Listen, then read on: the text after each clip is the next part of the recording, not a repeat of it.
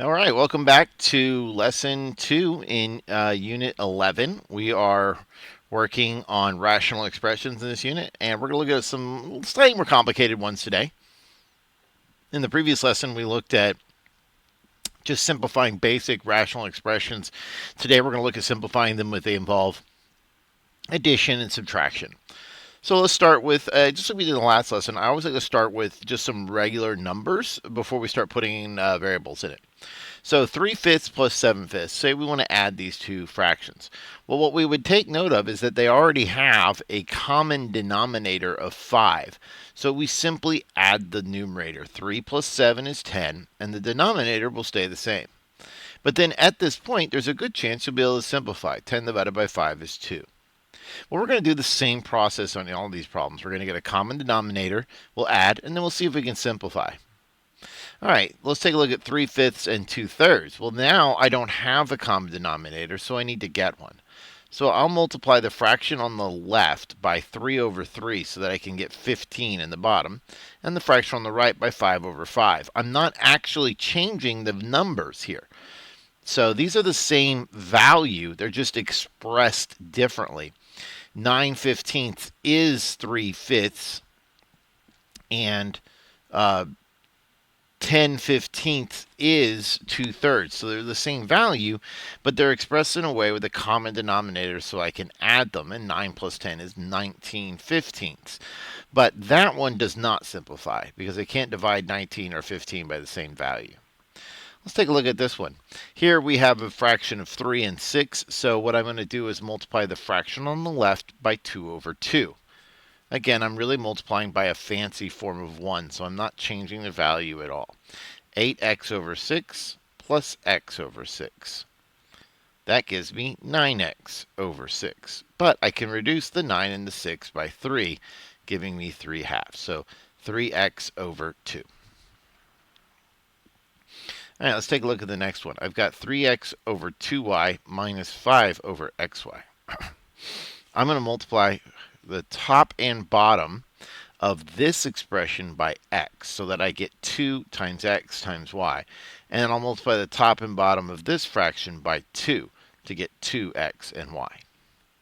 So that gives me 3x squared over, and I'm just going to write this in kind of a standard order, the constant 2, and then x and then y. And then minus, I've got 10 over, again, I'll put it in order of 2xy. So now I successfully got a common denominator, and so I simply subtract the numerators. 3x squared minus 10 over 2xy. Now the numerator is not factorable, so we can't simplify this any. All right, let's take a look at this next one. All right, I've got x plus 2 over here and x minus 3 over here. We need to be careful about how we do this. Remember, all we can do is multiply the top and bottom of a fraction. So I can't, try and subtract the same amount. You might be tempted to think, oh, I can just minus 5 from here and here. That's not going to work because you're not allowed to do that. You can only multiply. So I have to multiply by x minus 3 over x minus 3. And I have to multiply by x plus 2 and x plus 2. All right, the numerator becomes x squared minus 4x plus 3.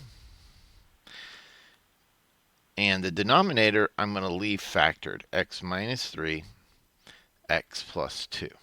So you'll notice I expanded the multiplication on top, but I left it factored on bottom.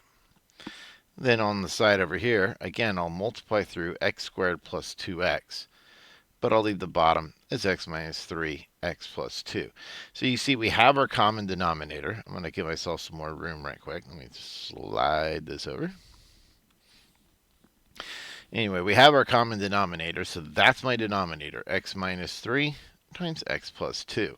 Now I simply add the numerators. So I have 2x squared minus 2x plus 3. And we might be able to factor that. If I can factor the numerator, then I might be able to reduce something. But it turns out that this is not factorable. So I'm stuck right there, so I'm done. All right, let's take a look at letter F. I'm going to multiply by x plus 1 over x plus 1, and x minus 2 over x minus 2. So that I get a common denominator of x plus 1 times x minus 2. And I'll start over here so I have enough room.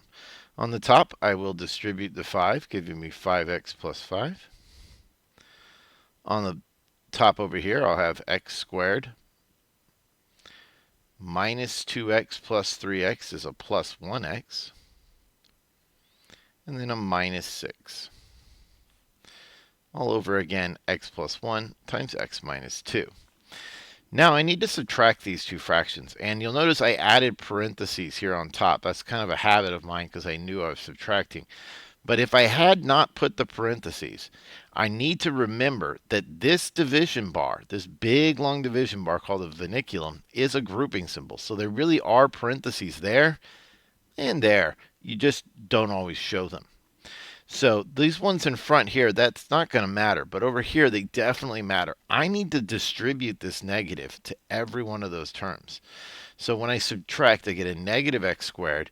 5x minus x is 4x.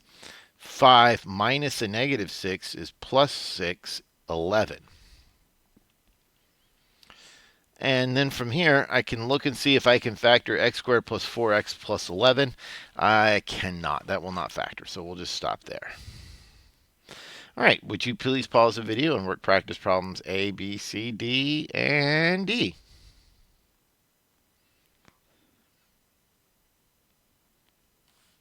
Okay, let's see how you did. Hopefully you got a common denominator whenever you needed one. I'm going to multiply by 3 over 3 and 4 over 4. So I have 21 over 12 minus 8 over 12. And 21 minus 8 is 13, I believe. So 13 over 12. All right, let's take a look at the next one. 2a squared down here in this denominator, 4b. So I'm going to multiply this by 2 and a b. So when I multiply by 2b, and I need to do it on the top and bottom, it gives me 6b cubed over 4a squared b, if I put it in alphabetical order of the variables. Then over here, I think you can see I just need an a squared. So I'll have 5a cubed over 4a squared b.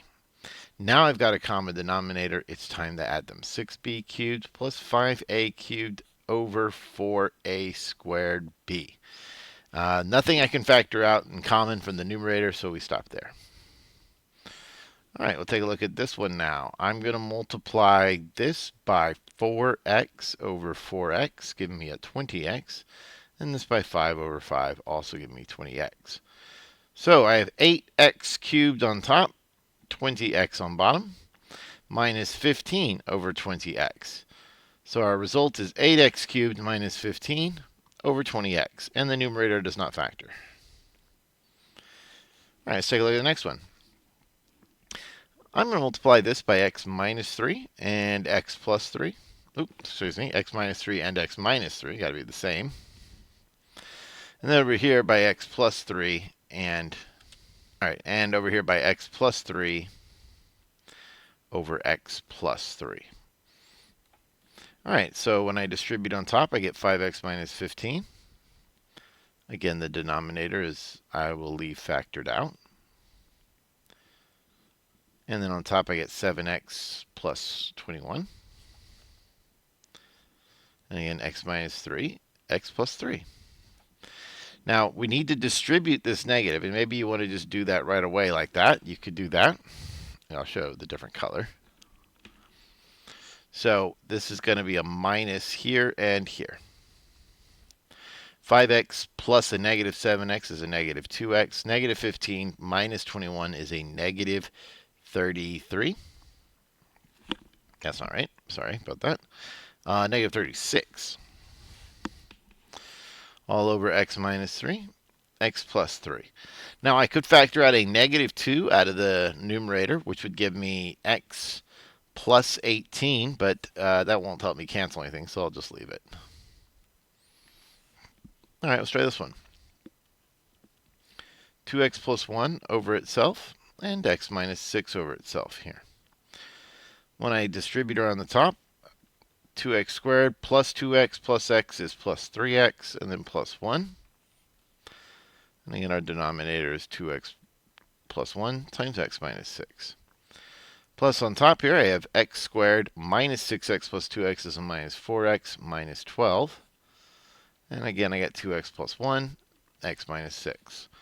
So when I combine like terms with my numerator, I got 3x squared minus x minus 11 over 2x plus 1 and x minus 6. And again, the numerator does not factor. You can try, but it doesn't seem to do it. So we'll just stop there.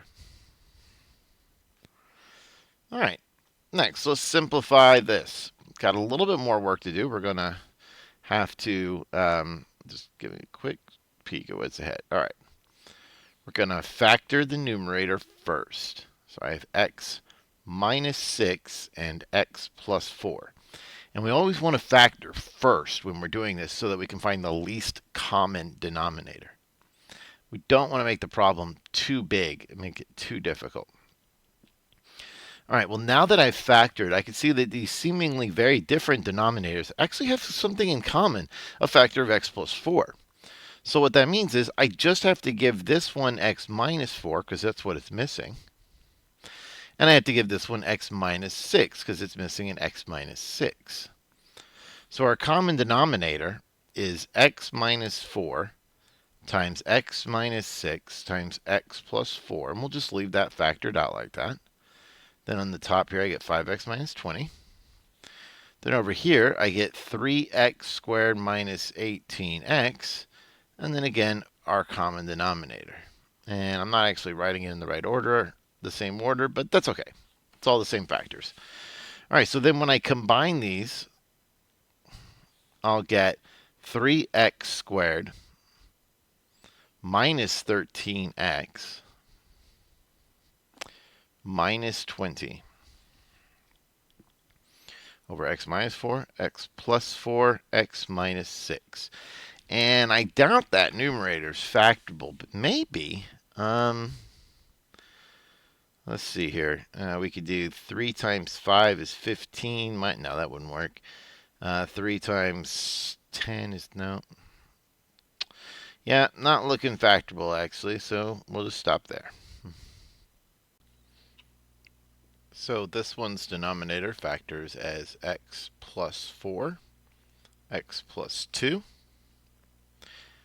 And then we have x minus 3 over x, looks like minus 5 and x plus 2. So each of the denominators already have an x plus 2. So I'll multiply by x minus 5 over itself on this side, and x plus 4 over itself on this side. So when I expand the top, I get x squared minus 4x minus 5 over x minus 5, x plus 4, x plus 2. And then here we have x squared plus x minus 12 over, again, the same denominator, x minus 5, x plus 2, x plus 4. So remember, we need to distribute this. So I'm just going to do it like that. X squared minus x squared is nothing, right? And then we have minus 5x.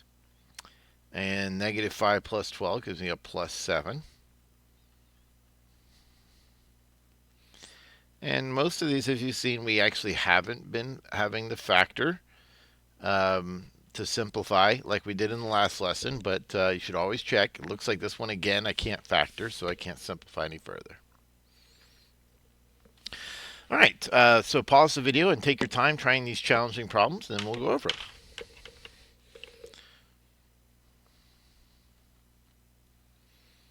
Okay, let's see how we did. This first one you should have factored as x minus 3, x plus 3, because it's a difference of 2 squares. And then on the bottom we have x plus 3 and x plus 1.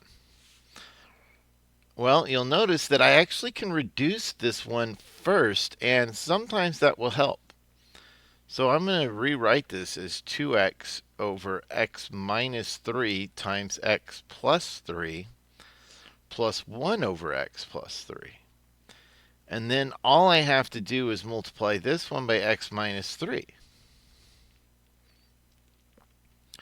So 2x over x minus 3, x plus 3, plus x minus 3 over x plus 3, x minus 3. Which gives me 3x minus 3 over x plus 3 times x minus 3. Well, this numerator I could factor out. I could make the numerator 3 times x minus 1, but that doesn't cancel with anything down here. So it's not actually necessary to take that extra step. If you can see that factoring won't cause you to be able to cancel anything out, you don't have to. You certainly can, though, if you like. All right, let's take a look at the next one here.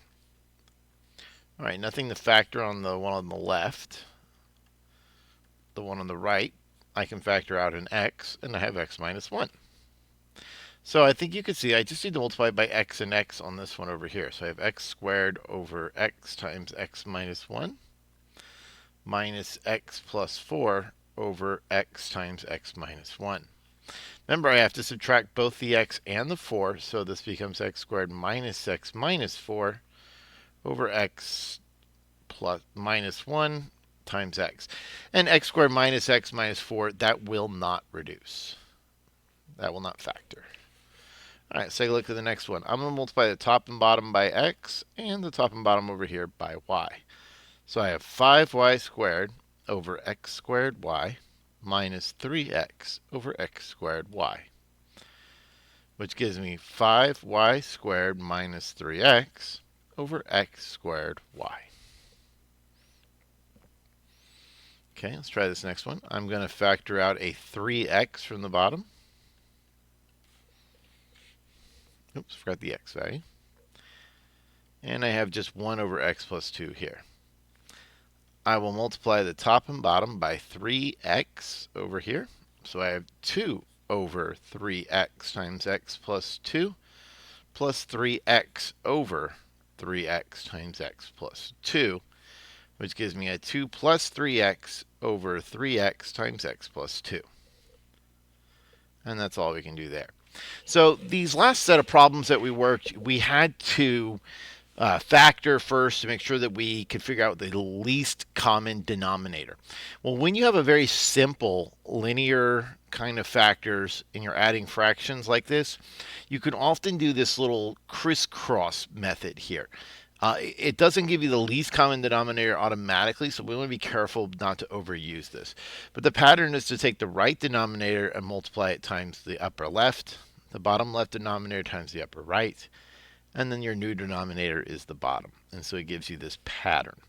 Let me show you how to use that, but we're going to have to be careful not to overuse it. So you can always use the crisscross when you're subtracting rational numbers. So, without variables. Simply multiply 2 times 8 is 16. Then minus 3 times 5 is 15. Over 3 times 2 is 6. So I get 1/6. Kind of nice, right? All right, let's do it with variables now. Multiply x minus 5 times 2. That's 2x minus 10. X plus 1 times 3 gives me plus 3x plus 3 over x plus 1 times x minus 5. So I get 5x minus 7 over x plus 1 times x minus 5. A lot less work than having to write all that common denominator stuff, but you see it gets the common denominator for me. Because when I multiplied the 2 times x minus 5, I'm really multiplying by x minus 5 on top and bottom. And when I multiply the 3 times x plus 1, I'm really multiplying by x plus 1 on top and bottom, giving me that common denominator. Now let's try it again. Multiply this way, x minus 2. Multiply this way, but be careful, there's a minus there, so it'll be a negative x squared minus 3x over x plus 3 times x minus 2. So we have a negative x squared minus 2x minus 2.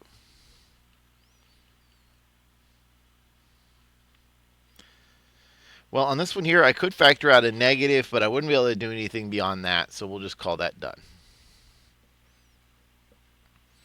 All right, let's take a look at the next problem. While the crisscross method is fast and easy, it should never be used on more complex rational expressions.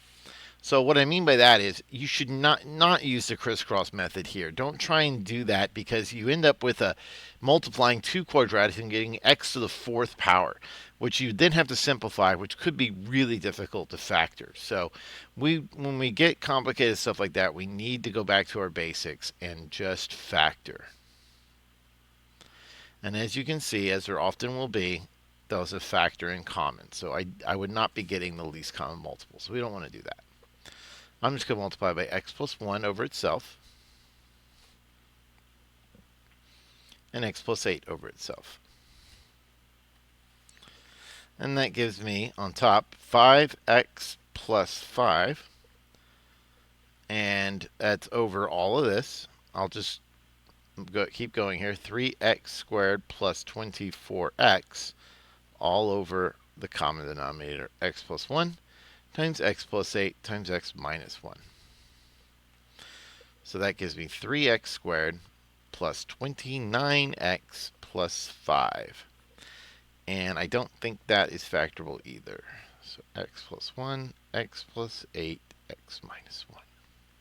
All right, and that's it. Okay, that ends this lesson. I will see you in the next one.